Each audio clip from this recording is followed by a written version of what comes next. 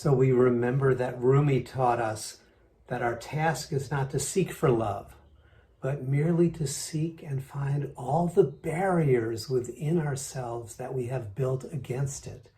And that sounds intense, but good. So far, so good. So what happens once we find the barriers?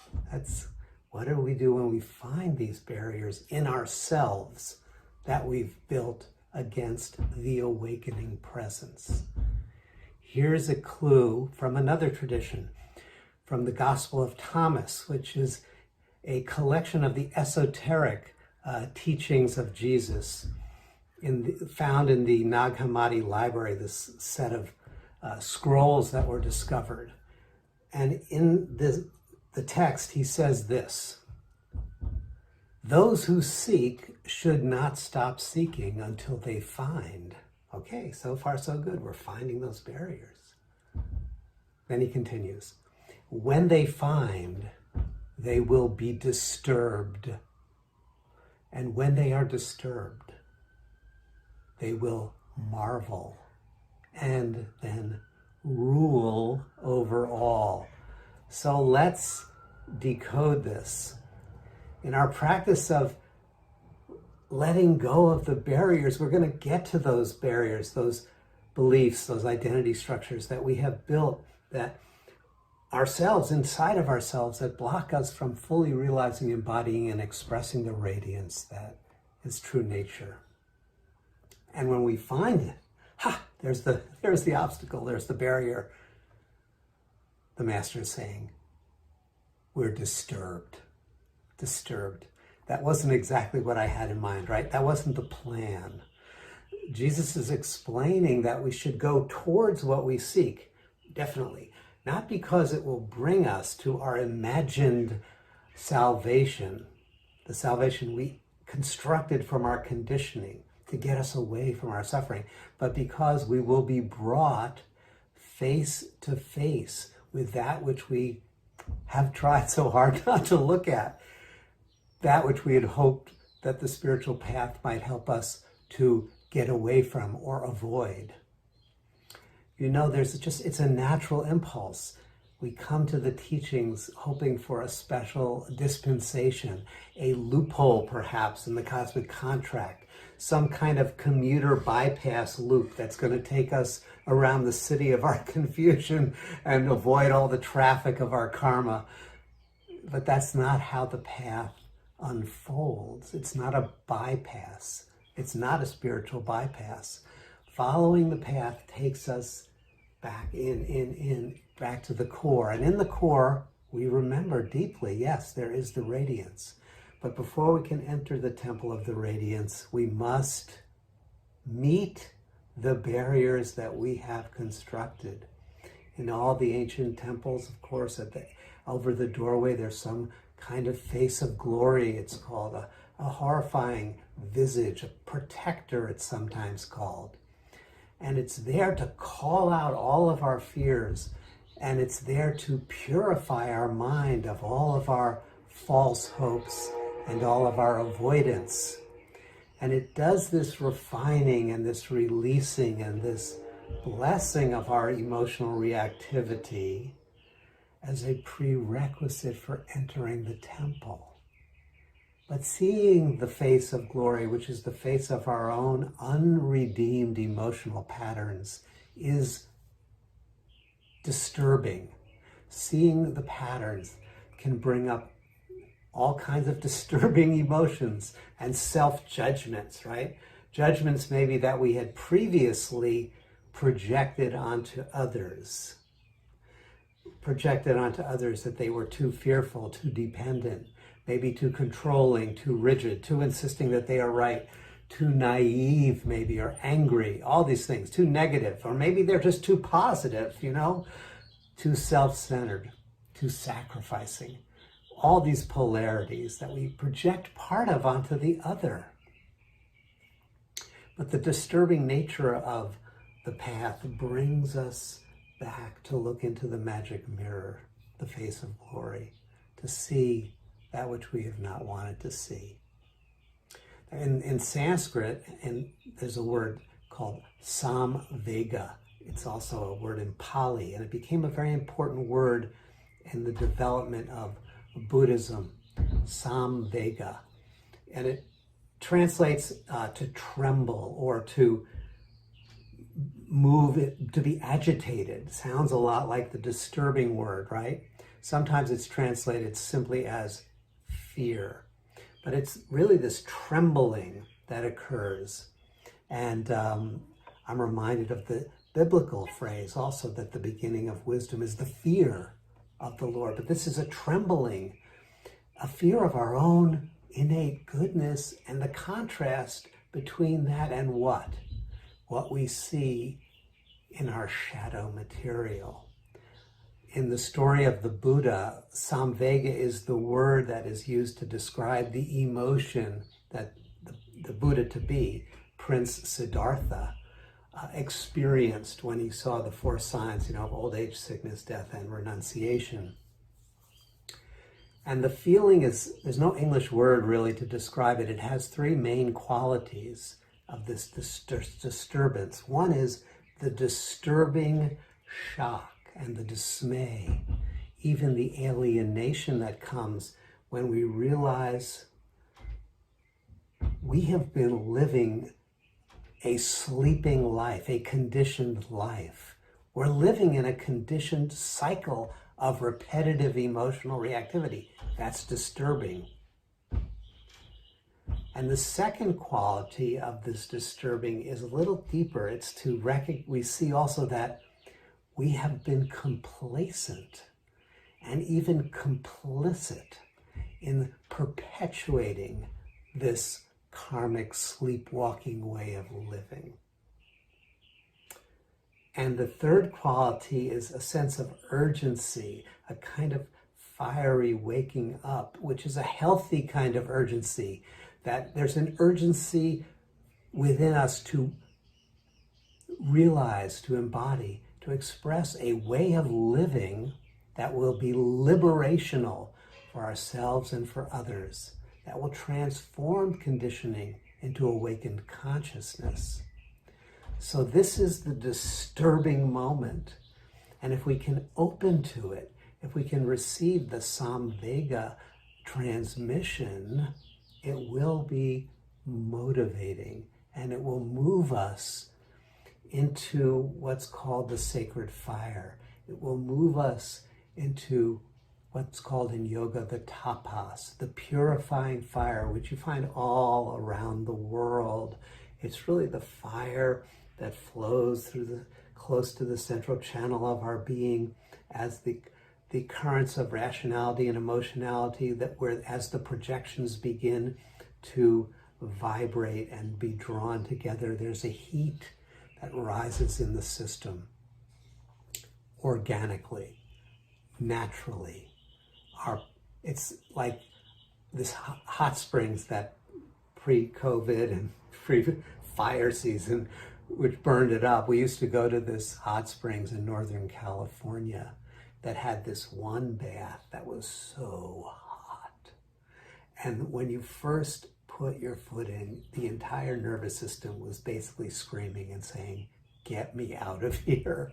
And that is the natural response to the disturbance that Jesus is pointing us towards. When we turn around in consciousness and see the projections, and we see the ways that we've been complicit in our own suffering and the suffering of others in the conditioned life, there's a natural response in the nervous system to pull away, or to pull away, but to pull away in the form of doing something to make it go away. And this is what perpetuates the sleeping life.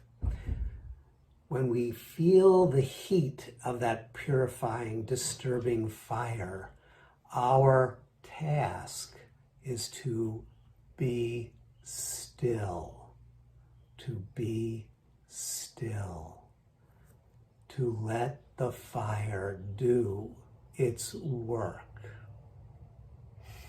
It's a burning awareness. It's natural. It's a burning awareness that is purifying the identification with incompleteness. It's burning up the mental models of constriction and contraction. It's purifying the emotional programs and the beliefs. And there can be this sense, it's like the phrase, it's too hot to handle. And the answer is, it is too hot for the conditioned identity, for the old patterns of being to handle. Thankfully, it's too hot for them to handle. This is really the grace of the fire, that it's too hot. It's going to burn up the old belief systems, worldviews, and structures of identity. And there's nothing to do except assent, A-S-S-E-N-T, say yes to that. And to be still and to allow it to do its work at the pace of integration. As we stay steady and as we cultivate our capacity to be still in the face of the disturbance, the outmoded images, self-images, other images, world images, those are all burned away. And we begin to see and feel and know, I'm not my images. You're not your images. They're not my images of them. The world isn't my image. And that the fire is liberational. That burning is liberating and healing. And this brings us to the second part of the syntax that Jesus pointed out when he said, you will marvel. You will marvel. Those who seek should not stop seeking until they find. When they find, they will be disturbed. Now we are staying still in the disturbance. And then they will marvel. As the fixations and the projections are purified, there's a radiance of being that barks in our ear over here, but it shines through. It's shining through. The dogs are all barking. They're all marveling at the radiance that's shining through. Simply, beautifully, and with clarity, breath by breath. As the projections are released, as the tangled karmic identities and narratives are unwound, what is revealed, Thomas Burton called it the hidden wholeness. The Tibetan Buddhists call it the innate goodness. In Kriya Yoga, we call it the radiance within. That has always been there. And this is the marvel, the awe. In Sanskrit, this awe as a felt sense is given the word Ananda. Ananda, Ananda, Ananda. It's the bliss of being, coming back to your true name, to your true self, to life's heart. There's Ananda, waves of blissfulness, is the feeling tone of that radiance pulsing through your being and through all of life. It's Anandic bliss, and it brings to mind the mantra, if we can call it that, from the book of Genesis. You remember in the creation story, when the radiant generative presence known as the Lord emanates forth waves of creation, the day, the night, the sea, the earth, and looks at each one and has an experience of self-recognition in the mirror of creation. And this presence says, it is good. It is good. There's this recognition of innate goodness, and that is the marveling, the blissful marveling. And it brings out a natural impulse to continue to unfold creativity. And now here's where it gets interesting. Jesus says, after that marveling, we will rule over all. It's a funny translation. It's not got the connotation of rulership in the sense of dominating or controlling. It's probably more akin to the idea of mastery or being a maestro, which is that the maestro is completely, you could say, in control of the instrument and the music, but not in a controlling way, rather in a way that is all about service and stewardship and bringing forth the goodness that is embedded, encoded in every note of the music.